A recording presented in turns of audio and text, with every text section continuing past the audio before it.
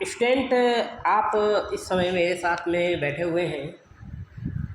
तो ये 3 स्टूडेंट्स, ये सुपर 3 स्टूडेंट्स आज की मेरी इस क्लास के केंद्र बिंदु। तो ये बताओ कि तुम्हारा एक बॉडी है, स्ट्रक्चर है पूरा।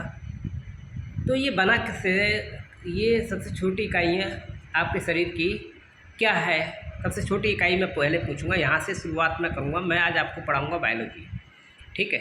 बायोलॉजी में जूलॉजी, बॉटनी, केमिस्ट्री होती है, आपका पूरा सिस्टम है। उसमें पूरा आपका जीवन किस तरीके से बनता है उसके बारे में मैं चर्चा करूँगा। आप इस वक्त डॉक्टर त्रिपाठी सर के साथ में क्लास में, रामनिवास महाविद्यालय की क्लास में है आप इस समय।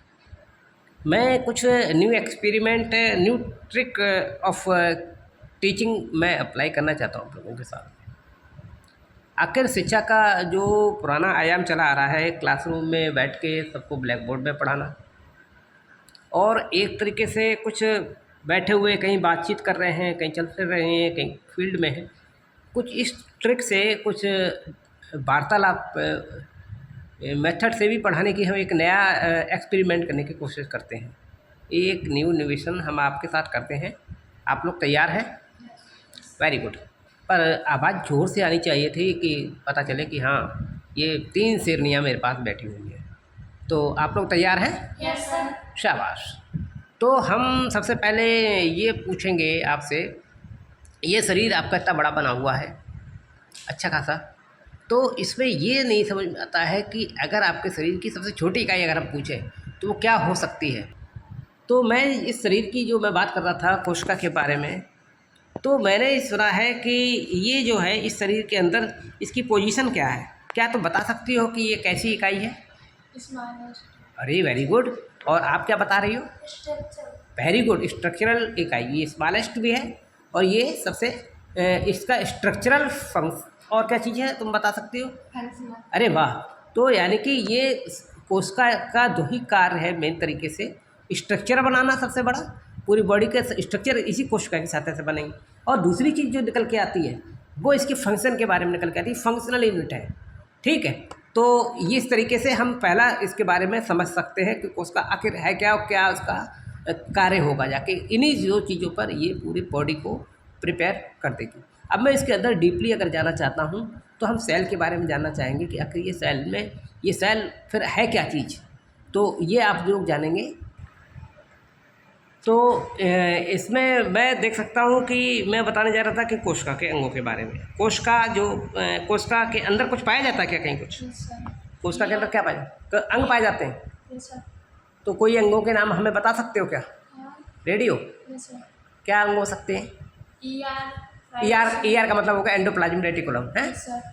तो एंडोप्लाज्मिक रेटिकुलम है, तो दूसरी चीज़ क्या हो सकती है हमारी? राइबोसोम हो सकती है। बहुत बढ़िया। और क्या हो सकता है? अरे वाह, गोल्जी बॉडी। तो तुम्हें तो इतनी चीज़ें पता है। तो गोल्जी बॉडी के बाद राइबोसोम है और तुमने ये बता दिए। मुझे लगता है तुम चुप बैठे हो, तो तुम बताओ भाई रोशनी, क्या हो सकता है और क्या हो सकता है? अच्छा, लाइसोसोम हो सकता है, सही है, वेरी गुड। केंद्रक भी है, और भी रिक्तिकाएँ। तो इस तरीके से क्या हुआ कि आप बहुत कुछ जान सकते हैं, लेकिन ये लड़की तो कुछ बैठी थी, इसे पूछ के देखते हैं। तो भाई तुम बताओ, कुछ और भी होता है कोशिका के अंदर? क्या होता है? अरे तो यार, माइटोकॉन्ड्रिया। माइटोकॉन्ड्रिया के बारे में पता क्या है? क्या बताओ इसकी विशेषता? अरे तो यार, बिजली का करंट आएगा, बिजली घर है। क्यों? इसका मतलब क्या हुआ, एक ये जैसे आपके घर में अगर कहीं किचन होता है, बिल्कुल सही कह रही है, जैसे आपके घर में किचन होता है, तो किचन में क्या है कि आपको वहाँ भोजन मिलता है, उस भोजन से क्या मिलता है? ऊर्जा मिलती है। तो ऐसे ही कोशिका का जो भोजन घर है, यानी ऊर्जा का घर है। तो इसे ऊर्जा का घर क्यों कहते हैं, कारण क्या है, मैं आपको बताने की कोशिश करता हूँ। आप उसमें देखेंगे कि यहाँ पर रेस्पिरेटरी फंक्शन जब होता है तो उस वक्त इसमें एडिनोसिन, एटीपी पाया जाता है। इसके अंदर एटीपी जो होता है, इसे कहते हैं, फुल फॉर्म क्या है? एटीपी और एडीपी का नाम सुना होगा तुमने, खाली अभी नाम सुना होगा, मैं उसको बताने की कोशिश करता हूँ। एक शब्द है एडीपी और एक है एटीपी। एटीपी का मतलब होता है एडिनोसिन ट्राइफॉस्फेट, जहाँ पर 3 फॉस्फेट के अणु होते हैं, यानी कि एडिनोसिन ट्राइफास्फेट, और वो दूसरी जगह मैं बोल रहा हूँ एडिनोसिन डाइफास्फेट, यानी कि 2 अणु। इसका मतलब ये हुआ कि वहाँ पर ये एनर्जी बनी फास्फेट के रूप में, वो एक फास्फेट रिलीज हुआ और बॉडी में वो पहुँचा, और उसने उसने जो बायोलॉजिकल फंक्शन बॉडी के अंदर होते हैं, है ना, मेटाबॉलिक रिएक्शंस होते हैं बॉडी में, फंक्शन होते हैं, तो उन फंक्शन को जब करते वक्त में क्या होता है उस वक्त कि वो एटीपी में से एक फॉस्फेट निकल जाता है, और वो एक फॉस्फेट निकल के वो एनर्जी में के लिए ब्लड के थ्रू चला जाता है, ब्लड में जाता है वहाँ पे, और उसके बाद पूरी बॉडी को फंक्शन उसमें एनर्जी मिलती है। लेकिन वहाँ पे अब रह क्या जाता है, एक फास्फेट निकल गया तो डाई, यानी कि एडीपी मतलब एडिनोसिन डाइफास्फेट। तो यहाँ पर एक फॉस्फेट कम हो गया तो इसका नाम पड़ गया एडीपी। तो ऊर्जा का कर बिल्कुल सही कह रही है, माइटोकॉन्ड्रिया को एनर्जी का ही हाउस कहते हैं। बिल्कुल सही, आपका बिल्कुल सही आंसर है इस जगह पर। तो मैं आगे के कुछ और बात बताना चाहूँगा।